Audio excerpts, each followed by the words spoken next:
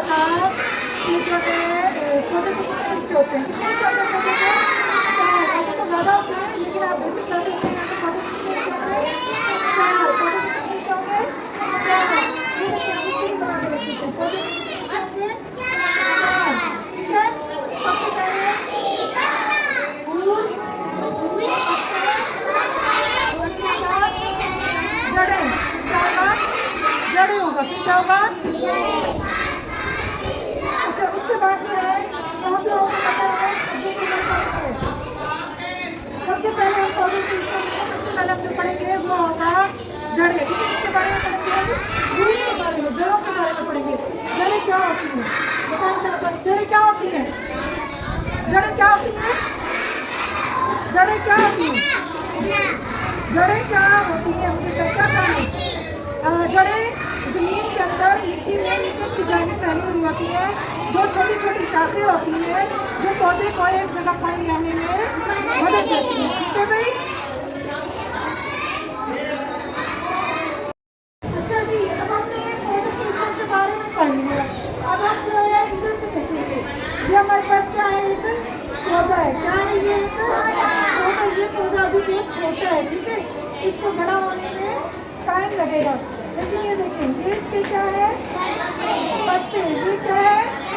تنا، کیا ہے یہ؟ تنا۔ اس کے بعد ہم نے جڑ جو پڑی تھی، پھول ابھی اس کے نکلے ہیں، یہ بھی بڑا ہو جائے گا، تو یہ کیا ہے؟ یہ دیکھیں چھوٹی چھوٹی جڑیں ہیں، ان جڑوں کا کام ہے ایک تو یہ پودے پہ اب ہم اس کو ایسے کھڑا کرتے ہیں تو نہیں کھڑا ہوگا نا، یہ اس کو اب جب مٹی کے اندر ڈالیں گے تو اس جڑ کا کام ہے پودے پھیل جاتی ہیں مٹی کے چاروں سائڈ پہ، ٹھیک ہے؟ زمین میں پہلا کام تو اس کا یہ ہے کہ یہ پودے کو مضبوطی سے زمین کے اندر جمائے رکھتی ہے، ٹھیک ہے؟ دوسرا کام اس کا یہ ہے کہ یہ جو ہے خوراک، پانی زمین سے یا مٹی سے جب پانی حاصل کرتی ہے نا، وہ ان کے ذریعے جڑوں کے ذریعے حاصل کرتی ہے کہ جڑوں سے خوراک یا پانی غذا یا پانی کہاں تک جاتا ہے؟ اسٹیم تک، اسٹیم سے پتا سے بھی پڑا جاتا ہے آگے فلاور میں، اس کا کیا ہوتا ہے؟ پودا جو ہے بڑا ہو جاتا ہے، گروتھ ہوتی جاتی ہے، ٹھیک ہے؟ اس کے بارے میں پتہ چلا ہے سب کو؟ اب مجھے آپ یہ بتائیں آپ لوگوں نے کیا مشاہدہ کیا اس سے؟ کیا ہوتا ہے جڑوں کا؟ کیا دیکھا آپ نے؟ جڑ جو ہے مٹی کے اندر، ہاں جی، جڑیں جو ہوتی ہیں کدھر ہوتی ہیں؟ مٹی کے اندر یا جڑوں پر مٹی کیوں لگی ہوتی ہے؟ یہ مٹی ہمیں یہ اٹھا رہی ہے، مٹی میں سے اٹھا رہی ہے، اس میں مٹی لگی ہوئی ہے نا، ہاں جی، کیوں لگ جاتی ہے؟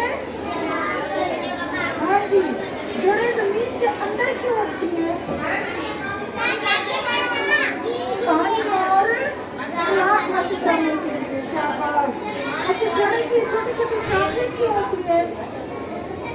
تاکہ یہ جتنی زیادہ شاخیں ہوں گی نا اتنی تیزی سے یہ کیا اپنی خوراک